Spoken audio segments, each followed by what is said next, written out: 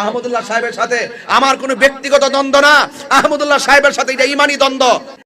আহমদুল্লাহ সাহেবের সাথে তোমার দ্বন্দ্ব না, তোমার এগুলো সব ভণ্ডামি।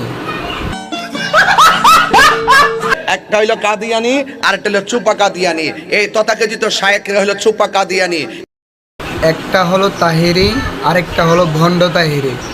আমি কোনো তাহিরিকে বলি নাই, যারা বন্ড নামের তাহিরি ভণ্ডামি করে তাদেরকে বলেছি। নিঃসন্দেহে তুই ঠিক কথা বলেছিস। এই সমস্ত জাহেলে মুরাক্কাব নায়েবে শয়তানদের বিরুদ্ধে আমাদের ঈমানি হুঙ্কার দিতে হবে। কথা বলেন ঠিক না বেঠিক? তাইলে স্যার আপনি একটু বাইরে গিয়ে আবার ঢুকেন, আমরা আপনাকে দাঁড়ায় সম্মান করি। এখন সম্মান করার দরকার নাই, আমি ভণ্ডামি করে বাইর হই, তারপরে সম্মান কইরো। কথা কি ক্লিয়ার না ভেজাল আছে?